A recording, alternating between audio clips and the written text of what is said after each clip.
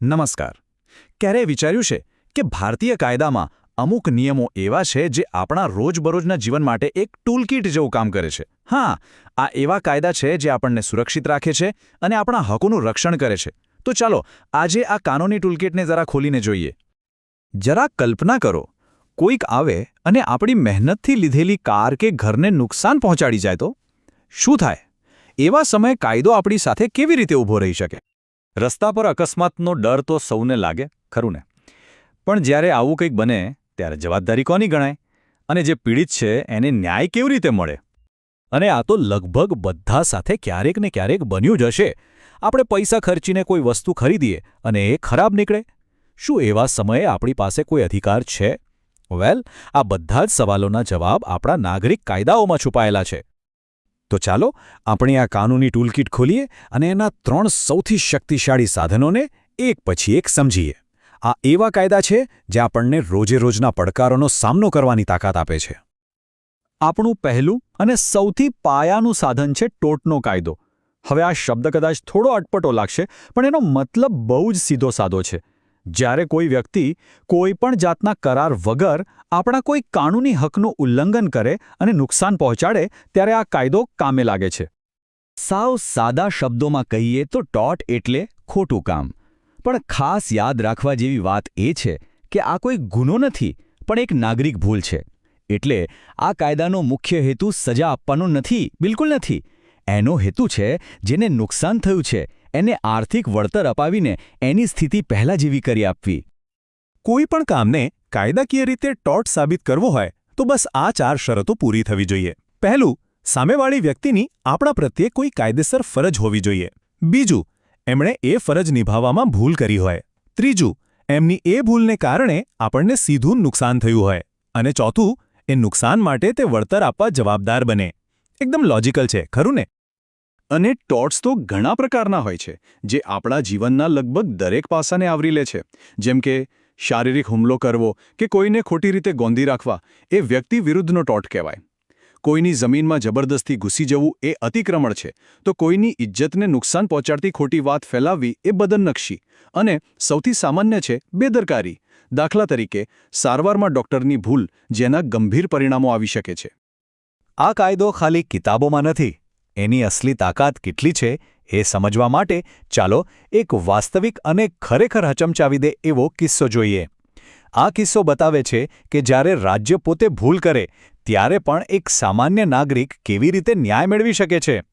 આ કેસ છે રુદુલ શાહનો, જે ભારતીય કાયદામાં એક માઇલસ્ટોન ગણાય છે.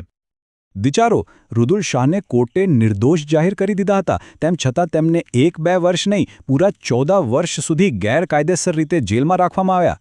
આખરે સુપ્રીમ કોર્ટે એક ઐતિહાસિક ચુકાદો આપ્યો કે આ રાજ્યની ગંભીર ભૂલ હતી અને રાજ્યે રુદુલ શાહને વળતર ચૂકવવું જ પડશે. આ કેસ એ સાબિત કરે છે કે કોઈ પણ સરકાર પણ કાયદાથી ઉપર નથી.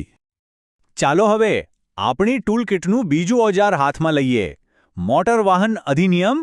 આ ખાલી ટ્રાફિકના નિયમોની ચોપડી નથી, પણ રસ્તા પર આપણી સલામતી અને જવાબદારી નક્કી કરતો એક સંપૂર્ણ કાયદો છે. આ કાયદો ખાલી લાયસન્સ અને સિગ્નલ વિશે જ નથી, પણ અકસ્માત થાય તો પીડિતોને ઝડપથી વળતર કેવી રીતે મળે એ પણ પાક્કું કરે છે. 2019માં જે મોટા સુધારા થયા એ આ દિશામાં એક મોટું પગલું હતું.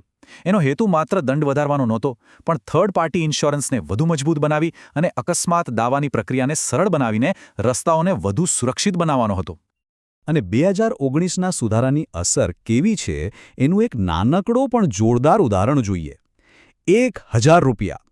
હેલ્મેટ વગર વાહન ચલાવવા પર હવે 1000 રૂપિયાનો દંડ થઈ શકે છે. આના પરથી સ્પષ્ટ દેખાય છે કે કાયદો નાગરિકોની સુરક્ષાને કેટલી ગંભીરતાથી લે છે. અને હવે આપણી ટૂલકીટનું ત્રીજું, અને કદાચ આપણા બધા માટે સૌથી વધુ કામનું સાધન, ગ્રાહક સુરક્ષા અધિનિયમ. આ કાયદો બજારમાં ખરીદી કરતી વખતે આપણું રક્ષણ કરતું એક મજબૂત કવચ છે. જ્યારે પણ આપણે કોઈ વસ્તુ કે સેવા માટે પૈસા ચૂકવીએ છીએ, પછી ભલે નાની હોય કે મોટી, આપણે ગ્રાહક બની જઈએ છીએ.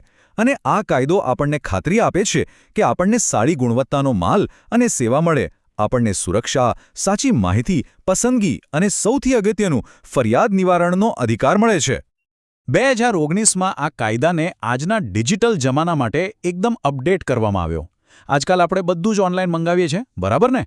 તો હવે એમેઝોન કે ફ્લિપકાર્ટ જેવી વેબસાઇટ્સ પરથી કરેલી ખરીદી પણ આ કાયદા હેઠળ સુરક્ષિત છે. જો કોઈ પ્રોડક્ટમાં ખામી હોય તો ખાલી વેચનાર જ નહીં પણ બનાવનાર કંપની પણ જવાબદાર ગણાય છે અને ઝઘડાઓના ઝડપી ઉકેલ માટે મધ્યસ્થીની પણ વ્યવસ્થા કરવામાં આવી છે. હવે એક એવા કેસની વાત કરીએ જેણે ખરેખર ક્રાંતિ કરી દીધી અને ગ્રાહક કાયદાનો દાયરો એટલો વધારી દીધો કે કોઈએ વિચાર્યું પણ નહોતું. આ કેસ તબીબી ક્ષેત્ર સાથે જોડાયેલો છે અને એણે ભારતના લાખો દર્દીઓને એક નવો અને શક્તિશાળી અધિકાર આપ્યો. સુપ્રીમ કોર્ટે એક ઐતિહાસિક ચુકાદામાં બહુ સ્પષ્ટ શબ્દોમાં કહ્યું, જ્યારે કોઈ દર્દી ખાનગી હોસ્પિટલમાં સારવાર માટે પૈસા ચૂકવે છે ત્યારે તે ગ્રાહક છે અને હોસ્પિટલ સેવા પૂરી પાડનાર છે. બસ આ એક વાક્યે બધું બદલી નાખ્યું. આ ચુકાદાની અસર ખૂબ જ ઊંડી હતી. એનાથી દર્દીઓને પહેલીવાર તબીબી બેદરકારી સામે ગ્રાહક ફોરમમાં ફરિયાદ કરવાનો એકદમ સરળ અને સસ્તો રસ્તો મળ્યો.